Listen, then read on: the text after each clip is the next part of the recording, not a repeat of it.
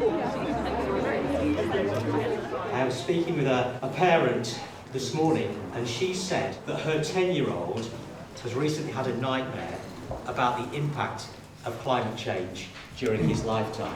I'd like to see Lancaster City Council declare a climate emergency so then we can take steps to limiting our carbon footprint of the city. What's the use of having developed a science that is good enough to make predictions if, in the end, all we're willing to do is sit around and wait for those predictions to come true? Here's a balloon.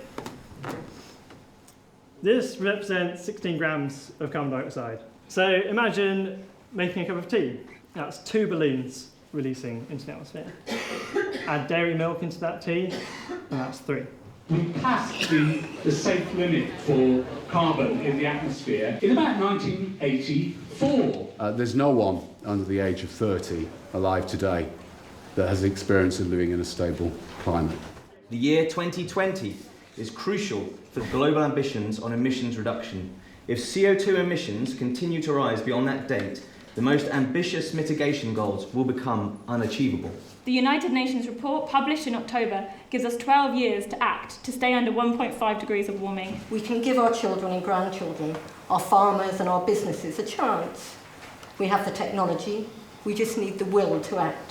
All these kind of things start locally and then build from there. I'd like to see us declare a climate emergency and there to be set aside a working group to come up with a strategy for how we're going to do that locally. We, the petitioners, request that the Council should 1. Declare a climate emergency, 2. Conduct consultation with young people of all ages, by young people of all ages, for what they want for a sustainable future in Lancaster District. 3. Include consultation ideas in council plans to make Lancaster District carbon neutral by 2030. And 4. Create a young person's climate panel to review and support council climate strategies. I rejected in my mind the petitioner's request to set up a specific youth panel because young people should be at the main table.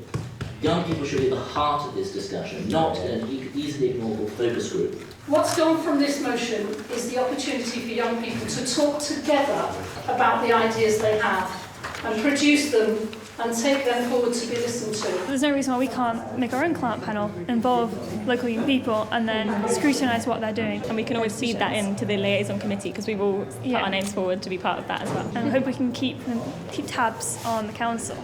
A banana, 5 balloons. We have to act now, not in a few years, now, or we're all dead. If we're serious about our goals of reducing poverty around the district, one of the biggest indicators is fuel poverty. Energy efficient homes save money. I know, I live in one. If you reduce energy bills by high standards of insulation, you will reduce fuel poverty. If you've got a meter in your house, then it's actually really hard to switch onto a green supplier. It's really hard to get a smart meter. We could have a look at how can we get green suppliers and smart meters into council house properties. Norwich Council has won an award for heat passive house council houses. Last month we were told that wasn't viable to do. Now, why are we not having a green strategy, a green investment strategy? I appreciate there's more risk to it, but actually this is what people want, this is what we need to be making. If we really want to bring about these changes, we need to go far beyond the kind of things that we have been doing. Just 1 litre of petrol is 197 balloons. We've got to look after the planet. It's for our children's children.